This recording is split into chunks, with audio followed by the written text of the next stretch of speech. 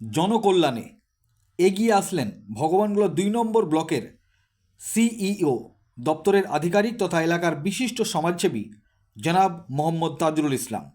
তিনি বিডিও অফিসে কর্মরত অবস্থায় জনকল্যাণে রক্তদান করে এক অনন্য নজির স্থাপন করলেন। তিনাকে অভিনন্দন জানাতে এবং তার এই কর্মে আকৃষ্ট হয়ে ফুল দিয়ে শ্রদ্ধা নিবেদন করলেন ভগবানগোলা 2 পঞ্চায়েত সমিতির সভাপতি মীরা বিবি এবং শিক্ষক স্বপন অধিকারী। সেই ছবি দেখছেন আপনারা আখেরিগঞ্জ নিউজ চ্যানেলের পর্দায়। উল্লেখ্য, ভগবানগোলা 2 নম্বর ব্লকের বিডিও এবং পঞ্চায়েত সমিতির উদ্যোগে রক্তদান শিবিরে দেখা গেল এক অনন্য ছবি। এ বিষয়ে কি বলেছেন তিনি শোনাবো আপনাদের। এই ভিডিওটি যারা দেখছেন চ্যানেলটি লাইক করবেন, শেয়ার করবেন আর সাবস্ক্রাইব করবেন। আই লাভ মাই ইন্ডিয়া, মেরা ভারত মহান। স্যার, রক্তদান করছেন, কেমন লাগছে? খুব ভালো লাগছে। কোনো সমস্যা হচ্ছে কি? কোনো সমস্যা অনেকে আছে ভয় করে, তারা রক্ত দিতে চাইছে না, তাদের উদ্দেশ্যে কিছু বার্তা? এই নিয়ে আমার 4 বার দেওয়া হলো।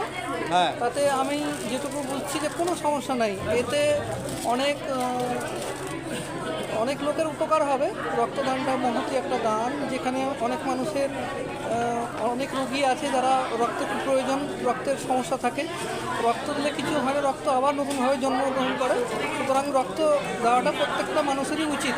সুস্থ মানুষের অবশ্যই উচিত রক্তদান করে অপরকে সহায়তা করা। Thank you. আপনার নাম? মোহাম্মদ তাজুল ইসলাম।